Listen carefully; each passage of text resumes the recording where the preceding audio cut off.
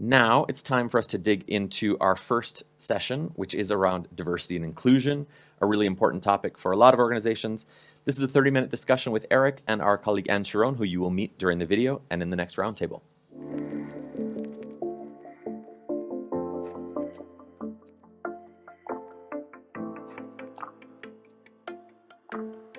Hi everyone, I am honored and delighted to introduce our guest speaker for the Diversity and Inclusion session at the Human Advantage Conference. Now we will be speaking with Professor Iris Bonnet. Iris is a world leader in behavioral science, currently the Albert Pratt Professor of Business and the co-director of the Women and Public Policy program at Harvard Kennedy School. She is the author of the award-winning book, we love this book, What Works? Gender Equality by Design, and Iris advises governments and companies on the topic around the world. She was appointed to the Gender Equality Advisory Council of the G7 in 2021, if I am correct, and named one of the most influential academics in government and one of the most influential people in gender policy by Apolitical. Professor Bonnet served as academic dean at Harvard Kennedy School from 2011 to 2014, and again from 2018 to 2021. She is also the faculty chair, the co-chair of the executive program Global Leadership and Public Policy for the 21st Century for the World Economic Forum Young Global Leaders. So we are very honored, Iris, to have you on board in this great event, the Human Advantage, and welcome to our conference. I am with Anne. Thank you so much, Eric. Anne is my colleague and friend, our expert, our champion of the diversity at BVA People at Work Consulting. So again, welcome Iris, and I let Anne asking some key questions. Hello, Iris. Actually, I interviewed you a few months ago for the podcast Be Good by the BVA Nudge Consulting, and it's great to be interviewing you again. So on diversity, equity, and inclusion, we can say that companies have been doing a lot, especially in the last couple of years. However, things are not moving as fast as we would have hoped. And I was wondering, how can behavioral science explain this relative lack of results? So thank you, Anne. It's lovely to see you again. And thank you, Eric, for having me. And thank you for all the work that you are doing to help us advance the insights from behavioral science, in particular for good. So very happy to be here and happy to talk a bit about the behavioral science and how it can be used for diversity, equity, and inclusion. But Anne, yes, you're right. It is moving slowly, and maybe we shouldn't be too surprised. And I'm saying that for two reasons. I think one, it's not as if we had been working on behavioral science and diversity, equity, and inclusion for 20 years. We have done that for other fields. We've done that for health. We've done that, in financial services. We've done that in education. So it's a relatively young field that we really apply the behavioral science to DEI. And secondly, and that is also important, I don't think we have always done it right. And when I say we, I'm using the collective we here. Because to change behavior, as we all know, we need to change the will and the way and of how people behave. And I'm going to start with the way, because that, I think, is the particular strength of behavioral science, where we have lots of insights into how our minds work and lots of insights into how our systems can be biased. But interestingly enough, a lot of work still focuses on changing minds. And as we know, that is just incredibly hard. Now, I'm not going to say it can never work, But I think after the book Nudge and what I would call almost revolution in behavioral science, we know that choice architecture, or as I call it, behavioral design, is just much more promising and can yield results relatively quickly. And still many companies, and not just companies, also public sector and civil society organizations still focus on training bias out of our minds. And that could be diversity training, or it could be, newer incarnations of unconscious bias training. And I think the evidence is sobering. And again, maybe not a big surprise for behavioral scientists, because generally in behavioral science, we have not been very good at training bias out of our minds, right? It's incredibly hard, not just in terms of gender or race or disability or other forms of inclusion, but generally we know it's hard to teach people not to be overconfident. It is hard to teach people not to feel loss aversion. It is hard to teach people not to be impacted by anchors. So I think that's the first insight, that we have a toolbox in behavioral science, and the world is using it, but we have to work even harder to help the world see the benefits of debiasing their institutions. And that's hard. I mean, as you know, it's hard work to look at your processes, your procedures, your practices. And so maybe not a big surprise that that hasn't happened to the degree that maybe those of us on the screen here or in the room would have hoped for. So that's kind of the way. And I think we'll talk a bit more about specific instruments in a moment. So I'm not going to go deep here. But secondly, I do want to also mention the will. And I'm kind of saying a little bit mea culpa here, because I don't think I have always focused enough on the will. Because one way to describe behavioral economics or behavioral science more generally is to say that we are particularly useful to the world when somebody wants to get from A to B. We're not the ones to say where B is. B might be up here, B might be there, but we have an additional tool for the collective toolbox, and we're helping you kind of reach your goals. Now, in diversity, equity, and inclusion, even the goal setting itself, so the B, actually is up for grabs. And so I've recently turned my attention more to this question of the will, of trying to better understand, when do organizations start to care? And that could be intrinsic motivation. That is not a typical, so starting from the least typical one, that is not a typical motivator. But there are cases where literally somebody had an epiphany and felt like, well, that's just not right. We need to do better at gender equity, at pay equity, at representation of underrepresented groups. That can happen. It sometimes happens because of personal contact. So lots of research on interpersonal contact theory, suggesting that it matters whether we know people who look different from ourselves. So that's one motivator. A second one, and that's where behavioral science has been very strong, but we have only just, I think, in recent years made a real impact in that domain on DEI, and that's social. So social motivation, very important, social norms, social comparisons, etc. And then lastly, again, that's more of a recent phenomenon, extrinsic motivation. And so the older phenomenon, particularly in the United States where I work, has been sex discrimination and lawsuits, or race discrimination lawsuits. Was a motivator for a company kind of to take stock, to understand what happened. Some of this happened because of the Me Too movement, some because of the Black Lives Matter movement, and that still happens. But what's new, and that's what I'm saying more recent, is the ESG movement. So for shareholders to focus on environmental, social, and governance factors in performance, and for companies to build in diversity requirements, for example, into their key performance metrics, into their KPIs. Now, again, behavioral scientists would have lots to say about that.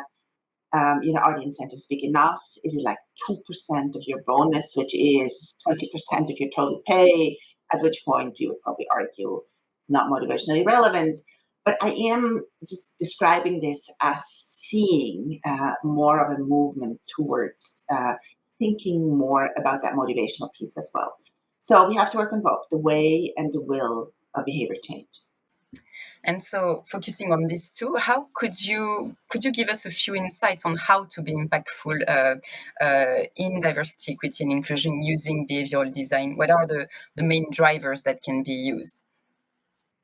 Yeah, interesting enough, and I always go back to this simple acronym that the Behavioral Insights team in the UK created, EAST. I think it just summarizes in a very easy way some of the key drivers. So the E stands for easy, the A stands for attractive, S stands for social, and T stands for timely.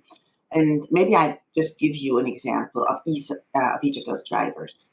So easy, I think, is self-explanatory. I think it's part of our DNA as behavioral scientists to focus on making things just simpler for people. And we understand that if we add work, if we add complexity, it's just going to decrease the likelihood that people will follow through with our interventions. So we did something very simple a few years ago. I was called by the Nobel Prize Foundation, and they called me because they were worried about the homogeneity of Nobel Prize winners. So at the time, about 96% of Nobel Prize winners, I think 96 or 94%. So I'm not quite sure now, 94, 96%, but a big percentage of Nobel Prize winners were men. And I was invited then to go to Stockholm and work with the various Nobel Prize foundations on their processes and what might be able to be done. And I also, of course, had to sign an NDA, so I can't disclose many of the things that we discussed. But one thing I can describe, because they themselves wrote about it, and I also arrived with it actually when I got there. Every year, I get a form from the Nobel Prize Foundation inviting me to nominate one person for the Nobel Prize in Economics. And I'm sure many other people in the audience get those forms too. And I noted that they always ask me to nominate exactly one person. And so my first recommendation for the Nobel Prize Foundation was to ask people like me to nominate more than one person. And that's building on some of our own research with Max Bazermans and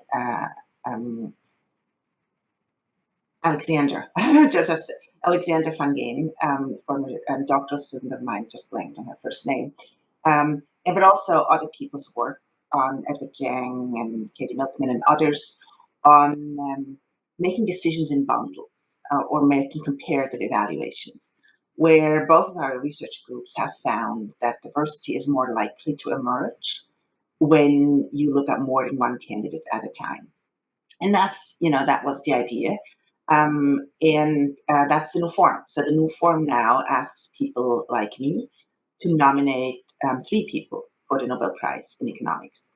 Now, having said this, that's an interesting example where I told the Nobel Prize Foundation that, of course, nobody has ever tested that with in their context, right, with the Nobel Prize process.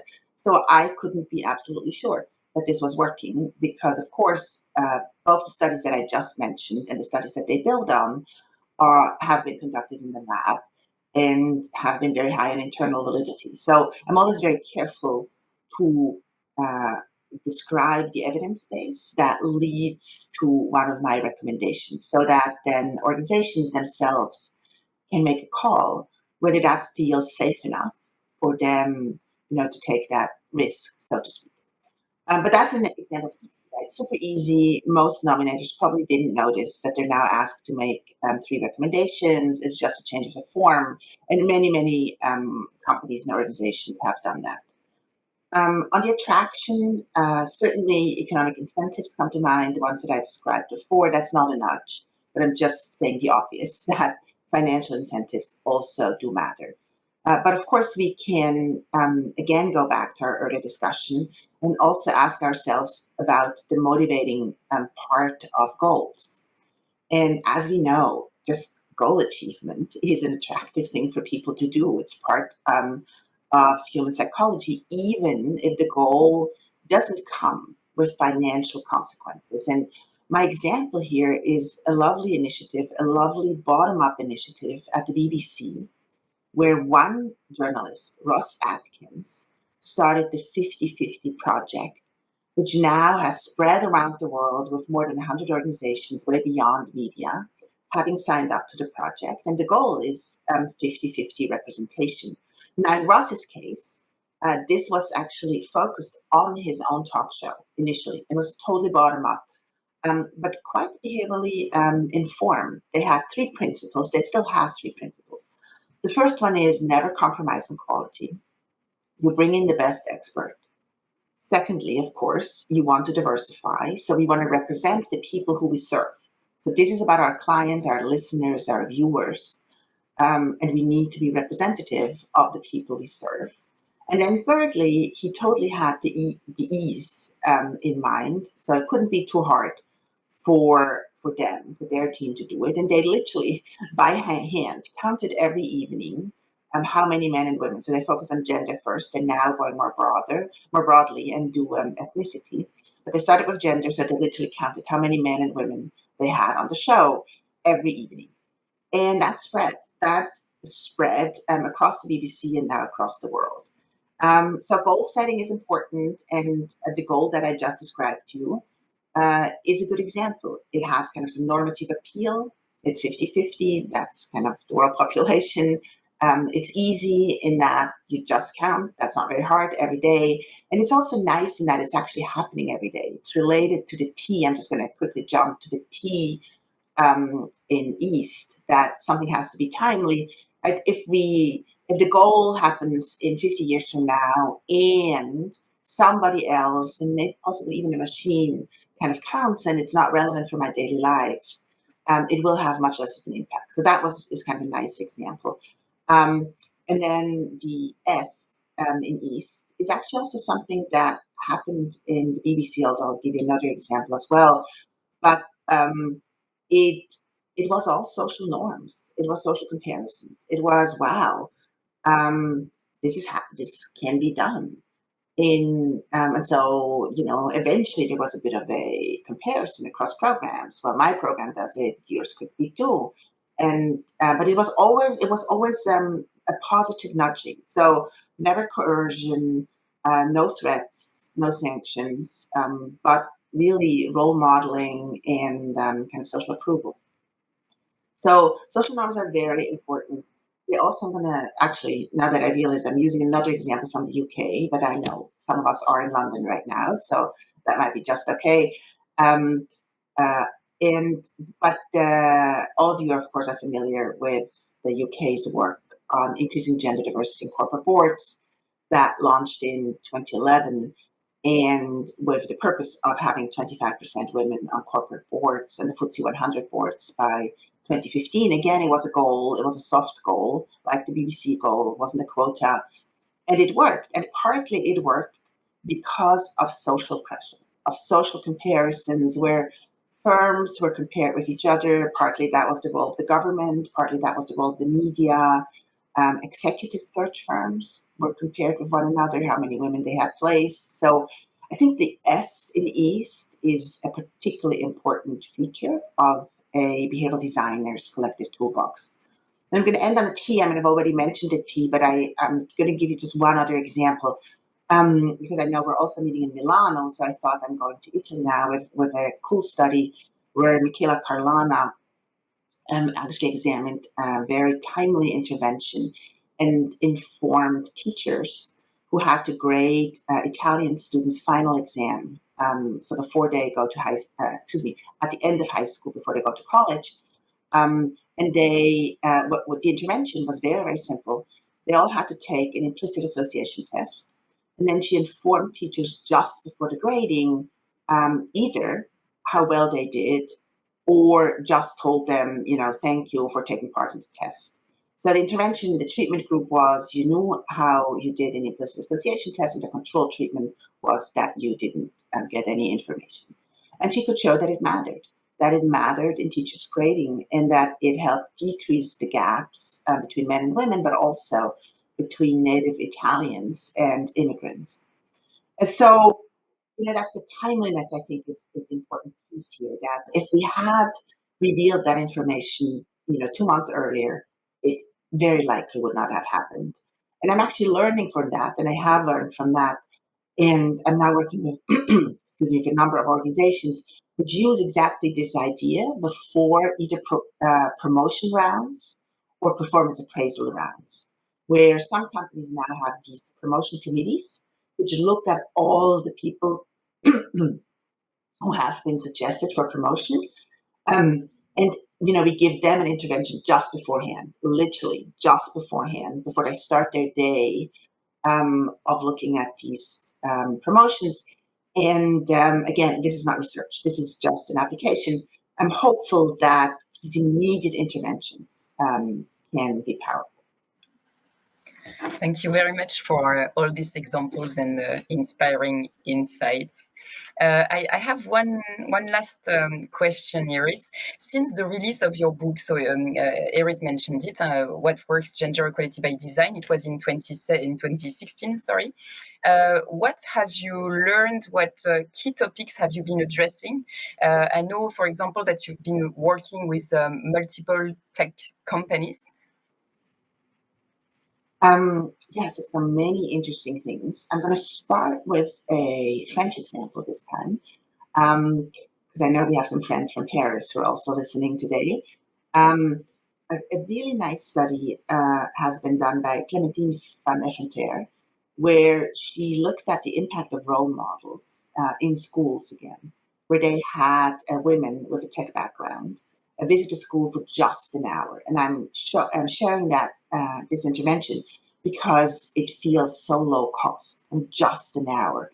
And the dependent variable was the track that these students chose. They choose more of an academic science-based track, that they choose more of an academic humanities-based track, or more of a social science-based track in academia.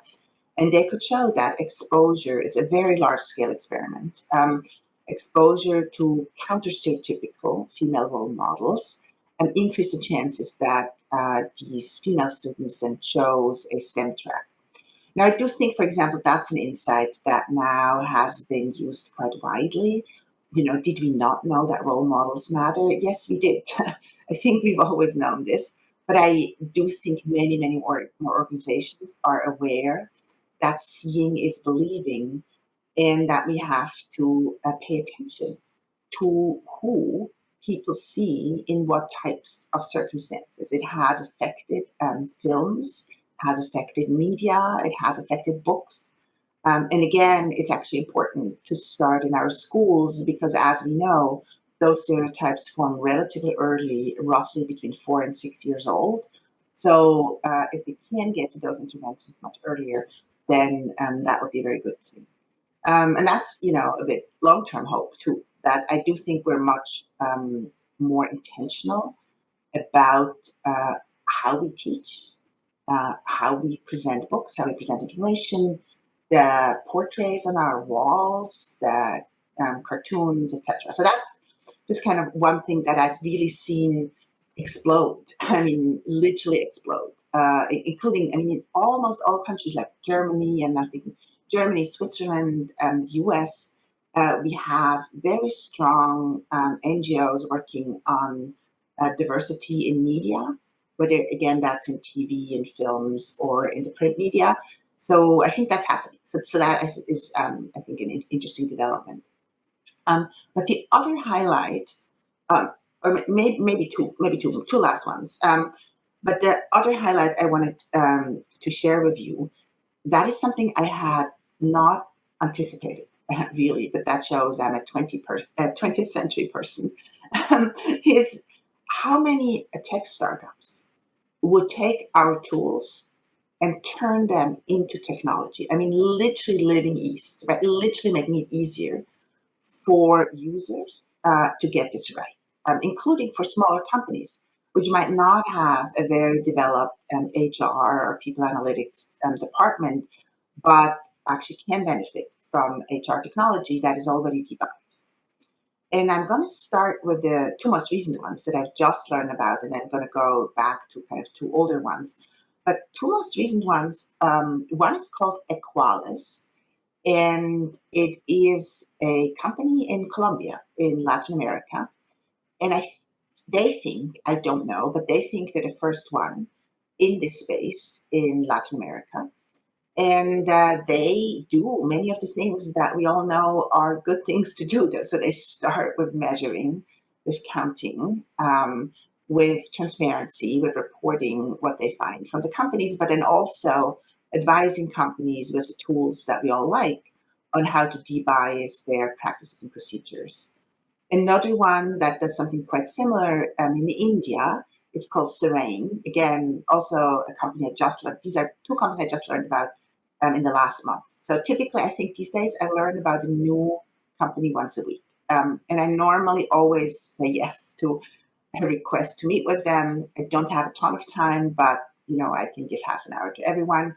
And it's just exciting to see that people take our collective knowledge and turn it into a tool that is then useful for the world. So I'm super excited about those two new companies.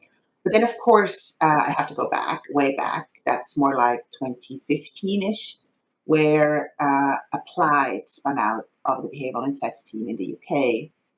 That's probably one of the first, if not the first, HR tool that was very, very much building on behavioral science and very evidence-based, including continuously running and evaluating experiments on their own site, and very focused on increasing diversity, equity, and inclusion.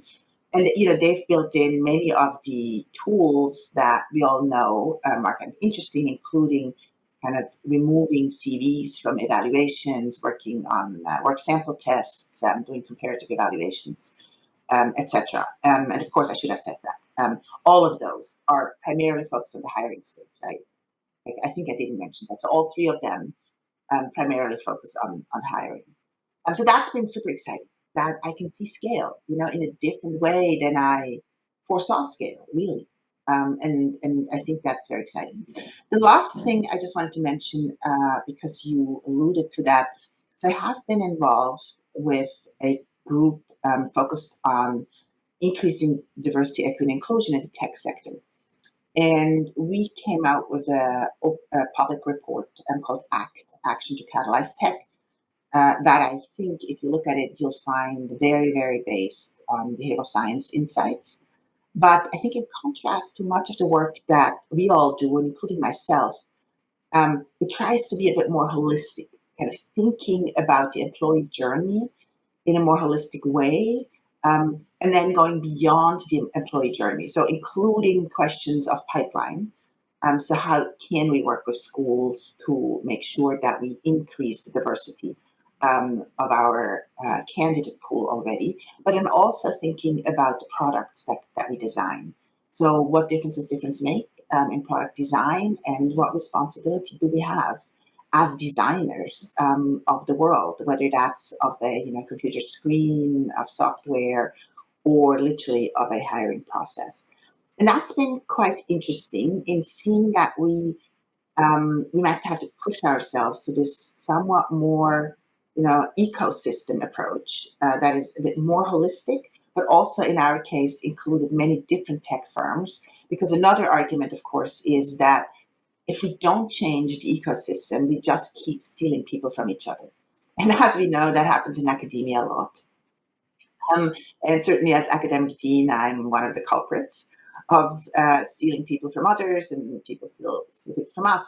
But so we do have to also increase the pool and diversify the pool, whether that's men in HR. I know some of your own work has been focusing on that, or men as in nursing, or women in tech, or even in economics, going back to my own discipline. Thanks so much, Iris. It is really a wonderful insight and very helpful case studies.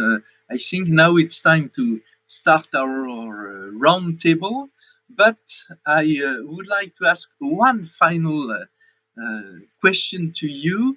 if you had one advice to give to Chief Diversity and Inclusion Officer to be more efficient and accelerate the desired changes, what would be this advice? Oh, Eric, it's the one question. But I'm hoping that the field, diversity, equity, inclusion, can become a field, of that's focusing on the way. I started with the will and the way. That becomes a field of experts who can help organizations get from A to B. I don't think, and that's why I'm focusing on that. I don't think chief diversity officers are normally in a position to, in fact, define where B is going to be. So my advice to chief diversity officers is to collaborate with businesses, with their business departments, as much as they possibly can, to make kind of DEI, kind of the will to change, as an integral part of doing business. And I fear that too many chief diversity officers were put into a position where we hope for magic from them, but they weren't actually empowered. They didn't have the resources, the power, the tools to implement the work. So we need senior leadership of a company to be in the lead, to be in the lead on DEI. And I think the role of the DEI team, whether that's a person or a team, then really is the expertise that they have and nobody else does. Thanks a lot again. We are impatient to read your new book to come, and a big thank you. So that's it for us, and we start our roundtable. Thank you so much for having me.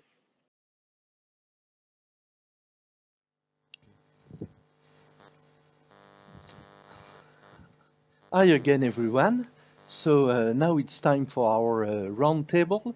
So I call Caroline Courtin, Global Head of Diversity, Equality and Inclusion, to join us. Laurence Barret, Diversity and Inclusion Director at Suez in France. And Marie-Christine Mayas, Head of Mazars Center for Diversity and Inclusion, join us for this first roundtable. And this roundtable will be moderated by Anne Chiron, who you just met in the video. Anne is our Vice President of Behavioral Science and Innovation at BVA People Consulting and our BVA Internal Champion on Diversity and Inclusion. This roundtable will be in French, but you can listen to simultaneous translation in English online, and we'll have a 10-minute Q&A at the end of the roundtable. After you, Anne.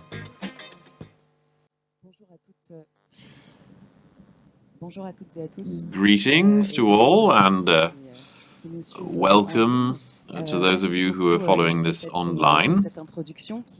Thanks for this introduction, which allows me to directly start discussing the issues with our three speakers, whom I'd also like to thank. So let's start with Caroline Courtin. You have driven a project to increase the male population in the HR function at BNP Paribas. Why did you decide to use behavioral science to increase gender diversity? Well, first of all, thank you for your invitation. Many thanks to Eric. It's always a great pleasure to discuss these issues, although I usually don't attend roundtables where there are only women, because I feel it does not really reflect diversity, but I'll do so anyway. Ah, bah voilà, merci Eric. Oh, well, here's Eric. We have a male now. So we drove a project, in fact, at BNP Paribas. We're very fortunate. We have 52% women, 48% men. So we've almost reached gender equality there. And for a number of years, we've had objectives. We were talking about the BBC. We also have targets at every level of our organization.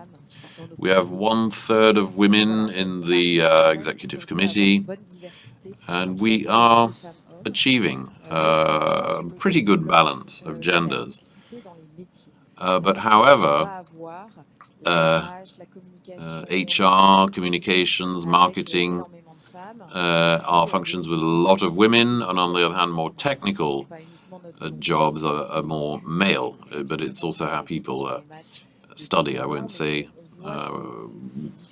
won't expand on what everything has been said about learning math in school and so on.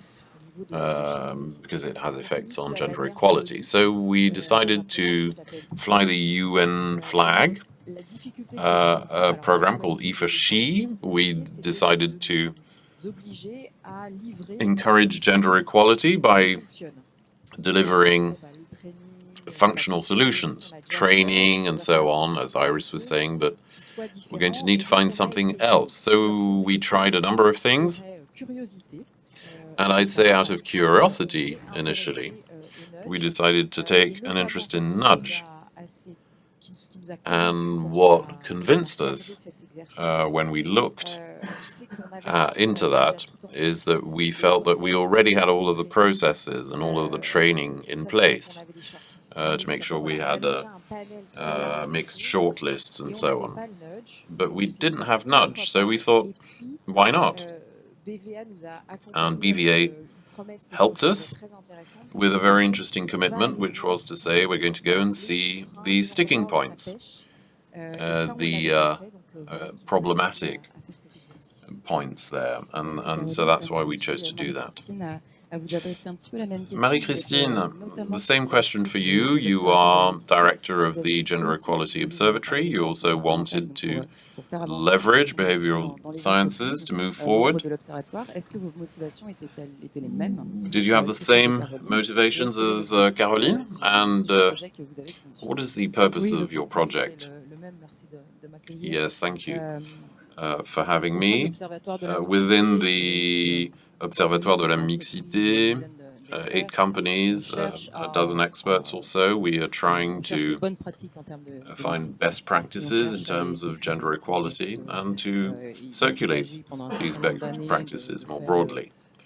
For a number of years, we tried to list all of the existing measures in that field to focus on the most effective ones, particularly in their implementation. I'm sure that no one has entirely cracked the code of this, but what we had noted was that methods and ideas, there's not much new around. All of these aspects are well known: recruitment, coaching. There's a long list of possible initiatives to encourage gender equality, but what was lacking was methods. And for a number of years, we have faced problems with methods, and around 20 years ago, when experimentation started, a lot of money was spent on good ideas, but implementation remained problematic. And finding out about BNP's experience within our observatory, we thought that perhaps there was something there that addressed our concerns. Gender equality is probably, or at least the nudge principles, are well adapted to gender equality because it's a psychology, or there's almost issues of neurosis. There's a very important psychological factor in all of that compared to other issues faced by businesses. And that is why we, because we also have an obsession with acceleration through the search for quick wins, things that can allow us to get good news on this front. And we thought that this could perhaps be a way for us to reach these objectives. Thanks very much. So the project, you were also involved, Laurence, as a representative of Suez. The access of more women to senior positions within the company. Could you tell us what steps you followed?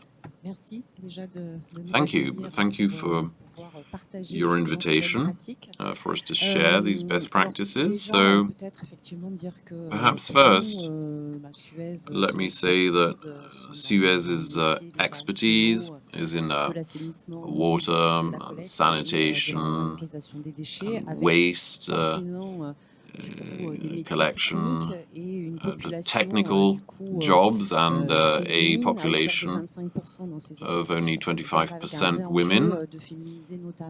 So we were seeking to feminize particularly the operational manager functions. And as you were saying very rightly, we felt that we had it all, that we were already implementing everything we could, but there was still that little something special that would really allow us to attract women for these jobs, in these positions. So I think it was kind of a four-step experience. The first phase was investigation, allowing us to, I'd say, conduct a diagnosis. We conducted interviews with women about their career, the manner in which, well, their perceptions of their career path, and then also managers. So we conducted around 70 interviews with managers to try and get a sense of any sticking points in order to move towards more operational functions. So this investigation phase really served to evidence the sticking points in our HR process, because it was important to see what steps in the process were the levers actioned with the various stakeholders in-house, and so the sticking points. And the diagnosis was shared with the 4 companies during an ideation phase, where I think, if I remember rightly, we had a lot of things in common in terms of sticking points and levers, and from that, around 200 ideas emerged, ideas that could be helpful in resolving the situation. So there's everything that's, of course, connected to our cognitive bias. We noted that, on the whole, stereotypes continued to be prevalent, and there was an idea as part of that phase to leverage change factors that could have an influence on things for women themselves, but also for management, sometimes expanding their vision to other profiles, unusual profiles. And a third phase where we thought, now that we have identified factors, behavioral factors for change that can have an influence on new practices, so we identified 5 behavioral targets, allowing us to open up and generate new behaviors. So we chose to really focus on the need for women, for female talents, to apply more for these jobs. That was our priority. And in all of the blocks and sticking points and hurdles, we noted that there was also a very deep need. It's nothing new, of course, but it was what was said, that these women also needed to have more visibility and more role models or inspiring women to make them want to take the step. Sometimes they felt that they were not legitimate to do so. So we worked a lot at Suez around these two priorities. First, the manner in which we could perhaps redesign our job offers. We call those aspirational job offers, perhaps with less of a focus on technical skills, but also more of a focus on personal attitudes. So we worked a lot on how these postings, these job offers were drafted. We also empowered managers in the recruitment process, not just job offers, but also a manager pitch to convey a number of messages with a sense that one could call upon emotions in a sense. And we also worked on higher visibility of role models. What could we actually do? In the previous presentation, portraits were discussed. And on a regular basis, or say every 2 months or so, we have an inspiring woman, a portrait of an inspiring woman, that we have a podcast called Diversity on the Airwaves, inspiring women who talk about their career path, and also portraits with interviews. And that really creates a new momentum for women.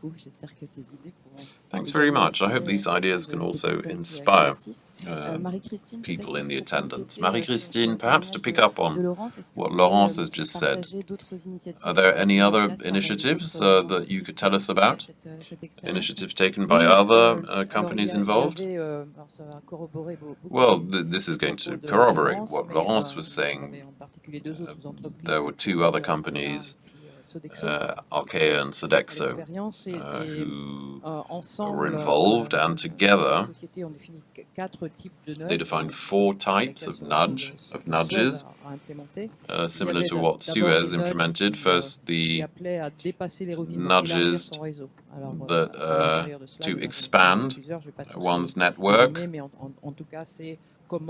For example, how as a woman you can reach through internal promotions, how you can reach senior positions, how you can create your own network, how you can update your LinkedIn profile, and so on, these types of nudges. And then there was also trying to go beyond stereotypes, training and so on, through training, how to avoid self-censorship. So that's one of the nudge categories. And then, of course, also value what already exists, how to work on your elevator pitch, and how to focus more attention on an existing job offer. So each of the companies identified 3, 4, or 5 nudges, and then the COVID crisis emerged, which in fact slowed down or prevented the implementation of some of these. But Archaea kept a nudge called Powerful Woman, which is similar to one of these experiences at Suez, how you can focus on a number of female profiles that are particularly inspiring. And that's an interesting experience, because when it was presented to top management, a decision was taken that it would not simply be profiles of women, but also profiles of men, which was a pretty good idea, because it also includes women's profiles, of course. So that was the first thing. These are nudges that are still in the course of being implemented, but first you can display portraits in the entrance hall or the lobby of various sites for women to feel more legitimate. And then another significant nudge that was used was called maximum encounters. How, I don't know, of course I don't want to stigmatize or essentialize, but maybe women have a different ability for networking. And Archaea offered women to generate encounters, meetings, to have a high potential lunch with the managing director and deputy managing director to try and get people into the habit of networking, which of course accelerates potential promotion. And then anti-bias gymnastics initiatives with little capsules where you can become aware of your biases. It's pretty commonplace, but there it was done very carefully. And then the aspirational offering, that was something that all three businesses adopted, how you can draft your job offers differently. And that was very successful, particularly at Archaea, because it's just about to be generalized. And a very interesting discovery in that respect was that women applied later than men. And I'd say one of the great beauties of the nudge is, of course, the care that's put into the finer details. And what Archaea are doing right now is that in order to increase the number of women, not only are the job offers drafted differently, but the job openings are left open for longer because there are probably more questions. Probably women have more questions and think about things for longer periods of time.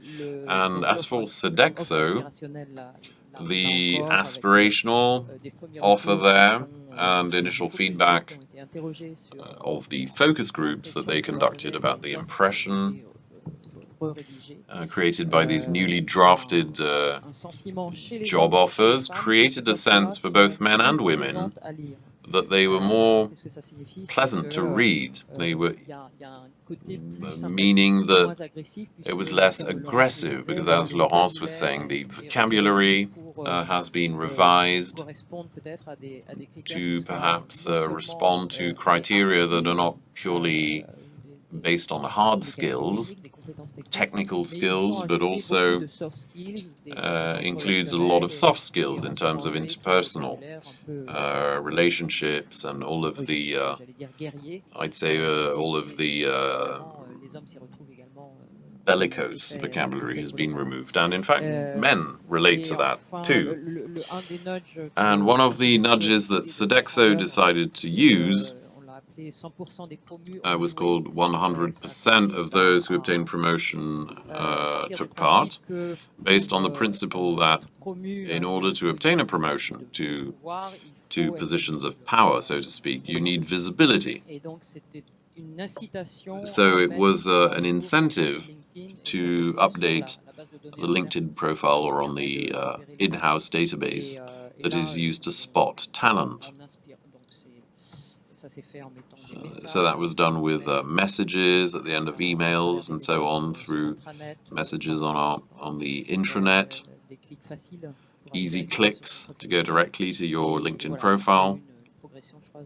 And there was a progression of about around 30% of updated profiles on the in-house network. Thanks very much for all of these examples, which takes me to you, Caroline. I think a lot of these examples echo initiatives implemented at BNP Paribas. The purpose was to increase the male population in HR, particularly for HR VPs. What did you actually do and what type of results did you obtain? Thank you. Just to come back to what Iris Bonnet said earlier, I'm convinced that diversity only works if it materializes in real life. And one of the real life issues we faced in HR is what some people would call career managers, people who work with employees day after day to create individual career paths and make sure that it becomes a smoother process. In this population, we had 70% women, 30% man, and we were facing clients, employees, and so on, and who were mainly man, and who were facing advisors who were primarily women. So this was an issue. This explains why we decided to increase this. The objective was to go to 60-40. 60-40 for us. 60 is not 2 times 40. It's 50% more than 40. It's not perfect equality, but it's better. So the target was 60-40. So we tried portraits, we tried a number of things, and we came up with approximately 20 nudges. I'm going to come to the end of the story. The end of the story is that we made it. We successfully reached the 60-40 target within 3 years. We had about 20 nudges.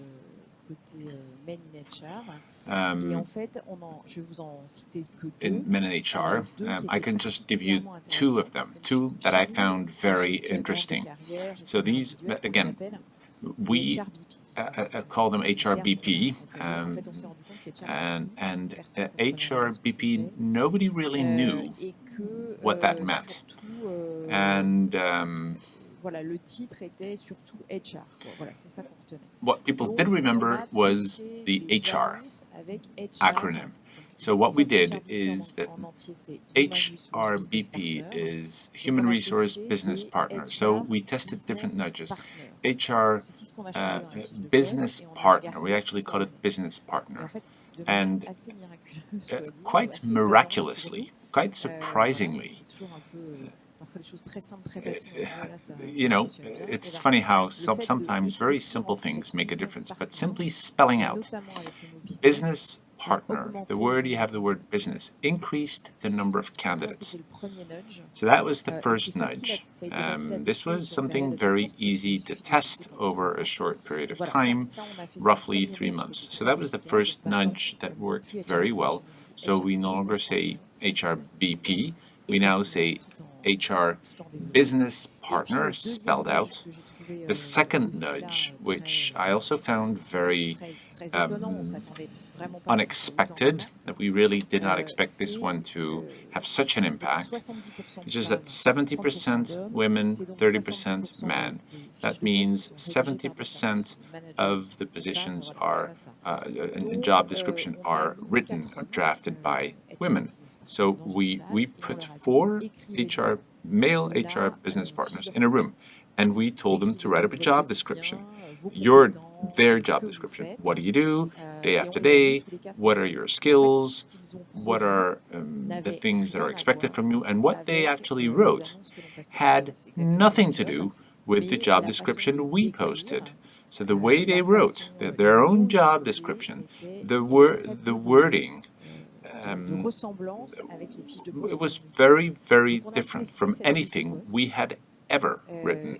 So we did some tests with these new job description, and again, surprisingly, many more candidates applied. So instead of keeping job descriptions that were written either by women or by men, we tried to, come up with some sort of a mix with a different vision, a different description of the positions, and that's this took us to other things later. But I think that these 2 things were able to generate a very obvious impact. It was not a few percentage points. It made a huge difference. Well, thank you for that. I'm going to finish with a last question for each of you. What would be your advice to HR managers or diversity and inclusion managers or officers who are starting from scratch and who are eager to get started? What would be your recommendations to them? What are the pitfalls? What are the risks? How do you avoid these risks? Laurence, you want to go first? Well, I think that the fundamentals of genuine inclusion starts with awareness, to eliminate stereotypes and so on. And I would say that it takes time and patience to get started. It is important to get both men and women on board. The portraits we created are portraits of both men and women to insist on the notion of diversity, but I think patience is essential. The way I see my job is that I plant seeds, and it takes time before the plant actually grows. So don't give up. It would be my recommendation. Marie-Christine? Oui, d'abord, il y a une chose, des trouvailles, des leçons de cette expérience, c'est vraiment one of on passe par une expérience nudge. My learnings is that when you go through a nudge experience, I think there is a difference. The methodology changes. There is a before and there is an after. With greater attention given to detail, greater attention given to human reactions. And to me, this was a very important learning. And I think another important lesson is that sponsorship, the person who is accountable, who will be managing the nudge is important. So the higher this person ranks, the more of an impact it makes, the easier the acceptance. There is always an acceptance period, which is essential. So this is something that should be taken into consideration from the outset. I think we are running out of time, but I think you do need a real, genuine win and support of management. What is interesting with nudge is that what we have seen is gender fatigue. People are sick and tired of training and all kinds of things. I think here, all of a sudden, it becomes a lot easier. And that's a way to avoid gender fatigue, where you hear the same messages that are repeated time and again. Okay, ladies, many thanks to all three of you. Turning to our audience and right here in the room. I have one question that was asked online. Do you think there may be a risk to actually erase the differences between men and women with too much diversity and inclusion? Anyone? Would you like to pick up on this question? Marie-Christine?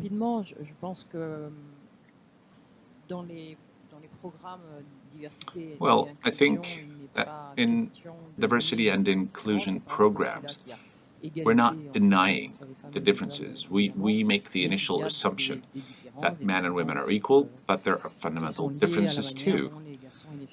Differences in how men and women, boys and girls, are raised, and instead of ignoring them, erasing these differences, I think it is actually fundamental to recognize these differences. I can give you one basic example.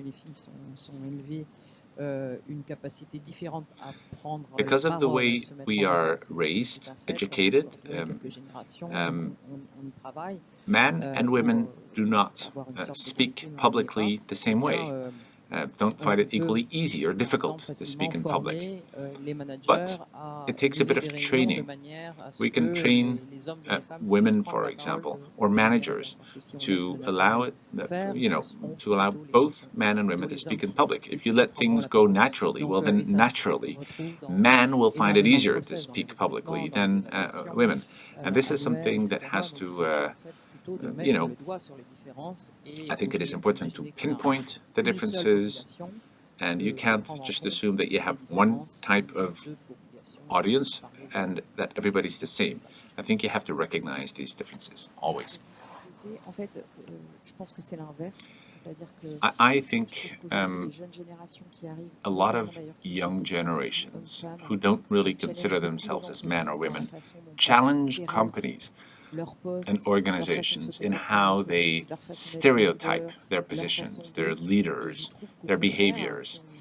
And I think that we have to be proactive. Otherwise, a lot of organizations will find it difficult to attract the younger generations because they will always face that challenge.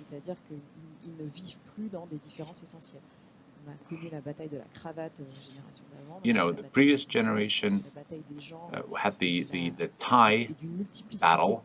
Today we have the sneakers battle at work. We're very much seeing this. Thank you. I think, Laurence, were you going to say something? I apologize. Well, I think this notion of essential difference is important. And to echo what was said just now, younger generations are very attentive to this. If companies don't recognize this, they will miss a lot of talents out there. So yes, it is important, and I think it also, at the end of the day, comes down to education.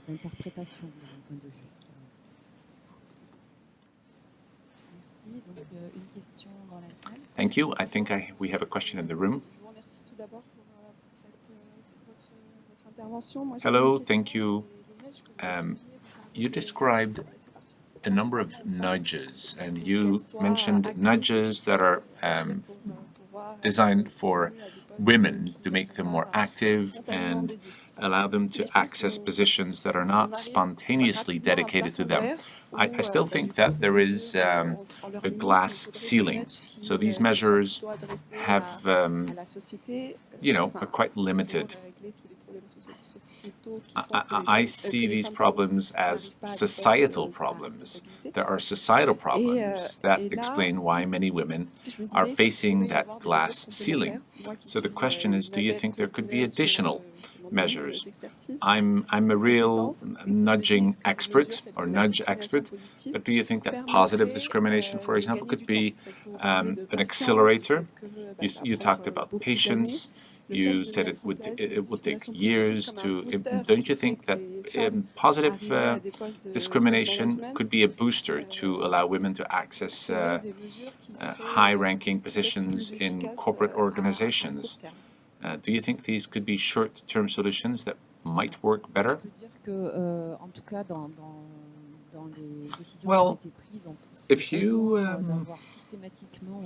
you look at decisions that were made in companies, some companies decided to have at least one woman in the short list of potential candidates, one or two. So it's not a form of positive discrimination, but it's certainly something some companies have done. Well, on positive discrimination, what has worked quite well for us is to define objectives. This is how many women we have, potential candidates. So this, based on that number, this is how many executive women we can expect to have in the future. And so using that math is helpful. It allows you to project and do measurements.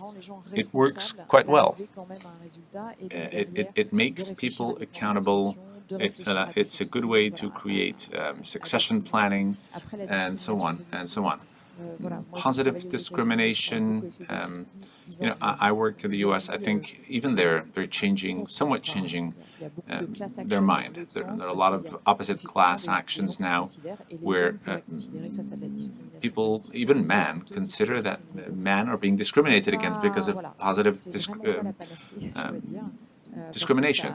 So it is by no means a panacea, because it has other impacts that are not necessarily positive. Right. I guess I would say that positive discrimination or quotas, experience over the past 10 years has shown that compensation based on, or bonuses based on reaching those objectives work. The Copé-Zimmermann law worked. We have another one now in executive committees that is also working. So it pays off, and I agree with Caroline. It is by no means a panacea. I think you need to do a lot of education, awareness raising, awareness building, and that is not something you should neglect. You can't just have this, very aggressive approach, a very frontal approach as a single method, because that won't work. Okay, ladies, this is it. The time is now out. We're done for the Q&A and for this session. Many thanks again.